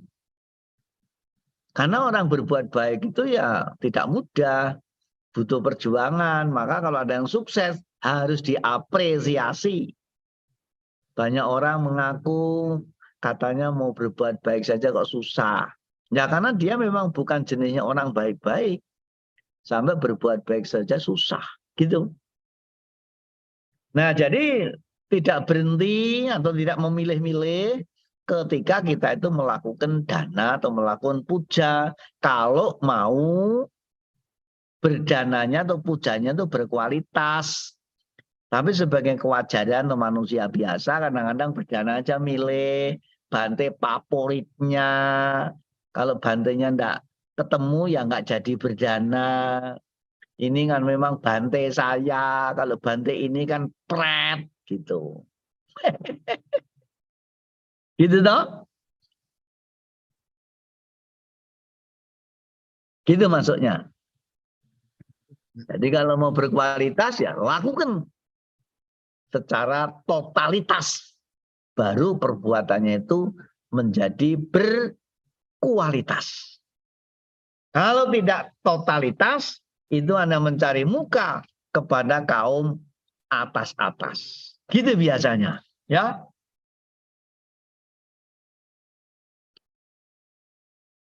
Ya, baik, Bante. Ini ada makin malam makin banyak pertanyaannya, Bante. Ini ada pertanyaan dari Aska. Mungkin apakah di Buddhisme kita lebih difokuskan ke sifat-sifat determinisme atau justru Buddha menekankan kebebasan dalam mencapai proses spiritual pada masing-masing individu? Saya pribadi adalah seseorang yang menganut paham eksistensialisme. Apakah Buddha menghargai kebebasan mutlak yang sudah melekat dalam diri manusia? Oh, berat nih pertanyaannya, Bante. Sang Buddha Diri sendiri. memberi kebebasan sebebas-bebasnya. Itulah makanya Sang Buddha itu bukan seorang yang bersifat instruction atau instruksi, tapi Sang Buddha itu adalah orang yang memberi kebebasan dalam bentuk statement. Sang Buddha mempersilahkan kepada siapa saja kok. Jadi Dharma Sang Buddha yang disampaikan itu bentuknya bukan perintah, bukan larangan. Silahkan. Tapi harap diingat, harap dicatat bahwa hidup itu adalah opsi. Opsi itu ada dua sisi konsekuensi dan sisi kompensasi. Maka yang perlu diperhatikan pesan dari Sang Buddha adalah perhatikan baik-baik ketika Anda mau menentukan sebuah opsi.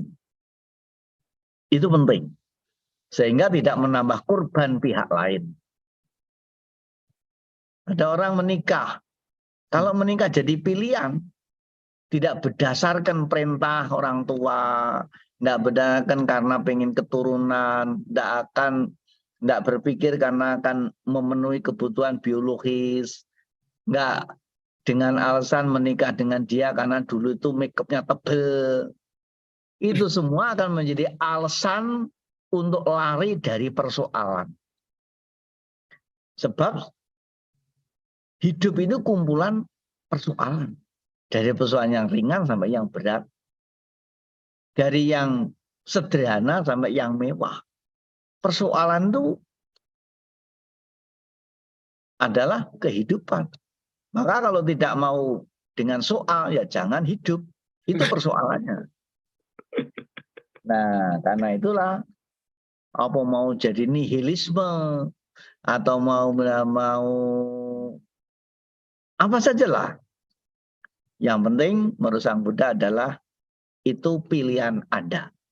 Dan pilihan itu ada sisi konsekuensi adalah tanggung jawab dan sisi kompensasi adalah buah dari pertanggungjawaban apa yang dilakukan. Jadi tidak usah ngiri kalau kepada orang yang sukses. Itu pasti buah dari perjuangannya. Nggak usah ngumpat, nggak usah ngutuk kepada orang yang gagal. Karena itu juga akibat dari apa yang dilakukan. Sehingga kita bersih dari peristiwa itu. Itulah ilmu Sang Buddha. Ya, terima kasih. Baik. Baik, Bante, kita lanjutkan. Ini pertanyaan dari YouTube. Ria Damadina. Selamat malam Bante. Bagaimana jika tidak pernah mengenal atau mengetahui ziarah karena tidak menjadi tradisi? Terima kasih. Itu Iya. pertanyaan. Tidak Nah, mengenal makanya ziarah atau puja itu buahnya apa? Berkah. Berkah itu apa? Berkah itu merit. Berkah itu apa? Kalau bahasa Mandarin kan hoki, beda dengan cuan. Kalau bahasa Mandarin berkah itu hoki. Nah, kalau bahasa Indonesia ya berkah itu eh, apa bahasa Indonesia ya berkah itu. Ya itu sudah menjadi bahasa Indonesia ya berkah. berkah. Tapi berasal dari bahasa Arab namanya barokah gitu. Nah, kemudian kalau bahasa Pali berkah itu manggala. Kalau untung itu laba. Bahasa Mandarin berkah itu hoki, kalau untung itu cuan. Nah, bentuknya apa? Kalau cuan, untung itu bentuknya materi. Tapi kalau berkah, hoki, manggala, bentuknya ada ketenteraman jiwa. Maka orang-orang yang tidak pernah melakukan puja, tidak pernah melakukan ziarah, tidak melakukan sungkeman, itu jiwanya gersang, jiwanya kering, dangkal, mudah emosional, gampang diprovokasi, rapuh, rawan menghadapi masalah sedikit saja sudah ambruk. Itulah dampak dari budaya puja. Makanya perhatikan pemakaman-pemakaman. Kenapa pemakaman Cina? Itu kok padang jinglang, ya tidak serem, tidak menakutkan. Karena apa? Karena di sana sering ada namanya puja minimal 1 tahun 1 kali di bulan Cengti. Bandingkan dengan pemakaman-pemakaman lain yang tidak pernah ada puja, tidak ada upacara, tidak ada offering di sana. Kesannya apa? Serem, menakutkan, sepi, senyum, dan tidak bercahaya. Itu dari skala kecil sampai skala besar. Orang yang tidak pernah melakukan puja, jiwanya tidak cerah. Orang yang banyak melakukan puja, biasanya mudah, jiwanya menjadi ringan. Rumah tangga, desa, kota, negara yang masih mempunyai budaya puja, bandingkan dengan yang tidak mempunyai budaya puja, akan beda aura istiknya. Itu boleh dipelajari, boleh diriset, boleh diperhatikan. Silahkan. Itulah bedanya bagi pelaku spiritual, pelaku budaya puja dengan yang tidak mempunyai pelaku budaya puja. Boleh dilihat dari skala kecil maupun skala besar. Tempat-tempat tertentu, kota tertentu, desa tertentu, rumah tangga tertentu, orang tertentu, negara tertentu, boleh dijadikan bahan riset secara ilmiah. Terima kasih. Ya, contohnya itu China itu Bante. Pemujaannya di mana-mana. Ritualnya juga banyak. Tapi negaranya juga aurastiknya. Memiliki aurastik dan majunya luar biasa Bante. Mungkin ini menjadi closing statement juga Bante. Mungkin kita tutup semua Q&A. Mungkin ini satu pertanyaan terakhir dan sebagai closing statement juga. Apa harapan Bante untuk orang-orang yang akan menjalani perjalanan hidupnya dan yang sedang menjalani perjalanan hidupnya menuju tujuan hidup yang diyakininya? Silakan Bante. Di alam manapun mereka berada. Ya namanya bersih itu ya tidak kotor. Yang namanya sempurna itu tidak cacat. Nah, hidup yang bersih dan kotor, cacat atau tidak cacat, secara dharma ukuran cacat itu ada 3. Satu namanya cacat sosial, yang kedua cacat moral, yang ketiga cacat spiritual. Apakah untuk diri sendiri, orang lain, atau lingkungan? Apakah saudara mau memilih pemimpin? Sekarang ini kan tidak lama lagi pada mau memilih pemimpin. Carilah pemimpin yang bersih, yang tidak cacat. Itu pasti aman dan nyaman. Nah, cacat hidup itu apa? Jalan yang kotor itu bagaimana? Jalan yang kotor atau hidup yang cacat itu ada 3 cacat yang menjadi ukuran. Satu cacat sosial, yang kedua cacat moral, yang ketiga cacat spiritual. Cacat sosial itu adalah hal yang bersifat horizontal. Kalau orang hutang tidak bayar lunas, itu cacat sosial. Orang pinjam tidak mau mengembalikan kepada pemiliknya, itu cacat sosial. Orang janji-janji tidak ditepati, itu cacat sosial. Tidak cocok sebagai pemimpin, dan itu jalan hidup yang penuh dengan noda-noda kekotoran. Berduri-duri, berlumpur-lumpur. Akan menyulitkan banyak orang. Dari cacat sosial. Yang kedua cacat moral. Moral itu bahasa barat. Morality, moralitas. Bahasa dharma namanya sila.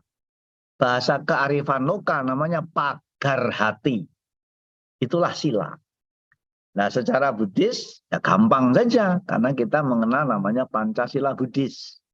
Jadi kalau dia pembunuh, pencuri, penjina, pembohong, pemabuk, itu namanya cacat moral. Apalagi 5-5-nya jeblok, 5-5-nya dilanggar. Itu pasti menjadi sumber masalah besar. Jangankan 5-5-nya, 1 atau 2 saja dilanggar, itu sudah menjadi persoalan serius. Misalnya dia seorang pembunuh, masalah. Seorang pencuri, bermasalah. Seorang penjina, bermasalah. Seorang pembohong, sumber masalah. Seorang pemabuk adalah gemar dengan masalah. Itulah yang namanya cacat moral. Yang ketiga cacat spiritual. Spiritual itu wilayah batiniah. Ciri-ciri batin yang sakit, batin yang tidak nyaman. Batin yang tidak sehat adalah melihat apa saja dinyinyiri. Jadi orang-orang yang nyinyir, nyerocos di medsos, melihat orang lain hanya dari sisi jeleknya, sisi salahnya. Kemudian dikritik, kemudian dihina, kemudian dikata-katain yang tidak terpuji. Itu ciri-ciri dari batin yang sakit. Dari jiwa yang tidak sehat. Dan bahasa filsafat namanya cacat spiritual. Jadi pesan saya, ajaan saya, mari kita membangun jalan hidup yang bersih. Mari kita menjalani hidup yang bersih. Yang tidak cacat, yang tidak kotor. Cacat kehidupan adalah cacat sosial, cacat moral, cacat spiritual. Kalau bisa membangun jalan bersih, membangun hidup yang bersih, dari noda-noda, dari cacat-cacat, itu pasti hidupnya mulia dan jalan yang dibangun, jalan terang, menuju ke alam manapun juga. Itulah pesan saya, ajaan saya, dan perlunya kita berbicara seperti sekarang ini. Terima kasih.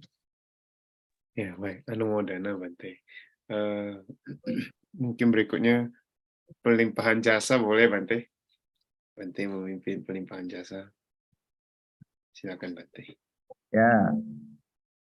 Ya, baik. Mari kita melimpahkan jasa kebajikan yang kita sedang kumpulkan saat ini jika waktu yang lain. Semoga para dewa dan manusia yang mengetahui turut berbahagia. Yang belum mengetahui, semoga para dewa dan manusia memberitahukan kepada yang lain.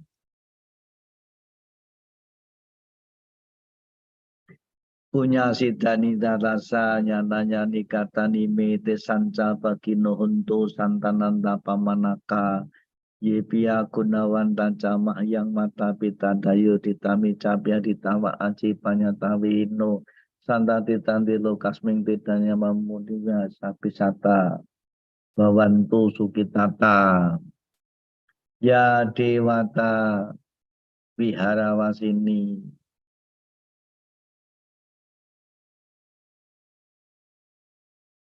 Semoga semua para dewa dan semua makhluk, semua manusia turut bersukaria.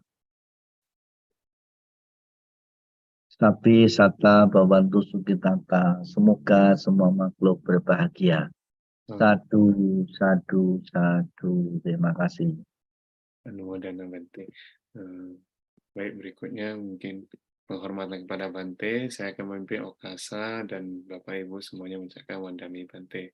Okasa, Wandami Bante.